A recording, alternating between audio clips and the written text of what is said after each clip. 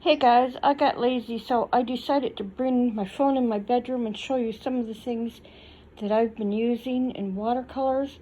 Here's my watercolor pencils. I bought them sometime in the 80s, so I don't remember the criteria.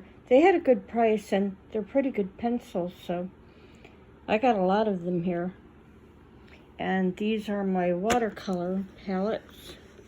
You can see I've got the colors on the outside so you can tell what's in the palette. Let me get this open.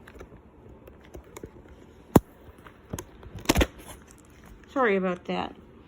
Here's my palette, the different colors.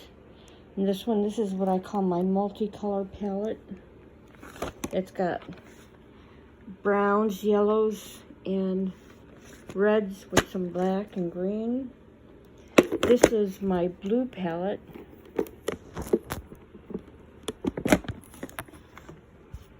I've got all the blues. I like blue, so I've got the phthalo, the Prussian, cobalt, cerulean. That's really pretty blue. My quinacridone magenta, some yellows, phthalo green, some other magentas, and there's an Indian red, rather cinnamon red, and a flesh tone. I usually add some color with it because it doesn't come out too well. It comes out too pink.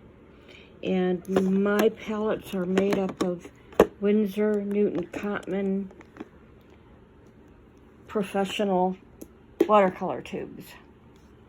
And for paper, I use 140-pound cold press Strathmore 300.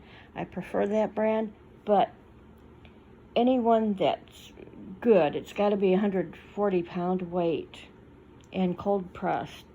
You can try. Most of them are pretty good, but you need to invest in some really good brushes. That's the most important thing. For their color palette, I suggest just getting your basic mixing colors, so cadmium red, crimson, blue, yellow. Cad yellow is usually good, and you can mix it to become any other color. I also use a dioxazine purple, but you can make purple by mixing blue and red. You can make green by mixing blue and yellow. So it's best to just buy your basic 6 and learn how to mix them. I will put a color wheel in here to show you. Yeah, these are great colors though. I prefer watercolor tubes because they are superior to the dry ones that you just add water to. Of course, you're going to need a lot of water, but these are great colors. And you need a good a white. I suggest you get zinc white and Chinese white. Also, a white gouache is good for adding frothy waves to a painting. And zinc white is your one that's transparent, because you can use that to make like a paper-like color for your irises, or add a little blue to make snow. Colors in nature are very rarely one color. There's lots of colors mixed in nature. And so you're going to find that I add a little magenta or purple to my skies, because that's how the sky actually is. I'm not going to teach you how to do clouds for a while because they tend to be hard for most people. I suggest using a sponge though if you want to make clouds.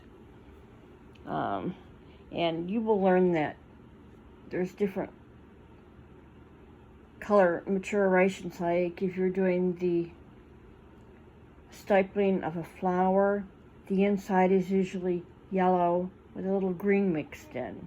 That's just how nature makes it. And so you will learn all that, all of the subtleties of watercolor. And then for slip casting, I'm going to use plaster molds. You pour your liquid clay in, let it sit until it dries inside, not really dry, but until it's to a point where you can pull the mold apart without the clay coming with the separate areas of your mold.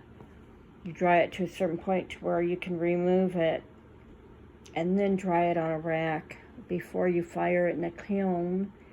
And you can paint it with underglazes before it goes in the kiln the first time, and glaze it when it goes in the kiln the second time. It always has to have 2 firings. I am not going to teach sculpey because that is really not clay, and I really don't like it. It doesn't hold well. So, I mean, if you want to do amateur stuff like that, go ahead, but that's not really art. But I do have some air drying clay that I'll show you how to use. So, stick with it. Don't spend your money on all paints for different colors, but do spend them on good brushes. Make an investment in your art. And of course, have good watercolor paper. And that's what will hold you. If you're really watching your budget, you can go to blick.com. They have Winsor Cotman colors in student grade for like $2 a tube. And it's really reasonable. Don't buy something that's not very good like Reeves or some of the others like Daniel Smith. I really don't like his colors. But do put your money into your brushes and your paper. And I will also show you how to use watercolor pencils because a lot of people are interested in them. I like them. That's when I get lazy and I really don't want to bring out the paints. I want to sit in my bedroom and use the watercolor pencils. So that is your information for today, and I will try to get that tutorial loaded up sometime this afternoon or evening.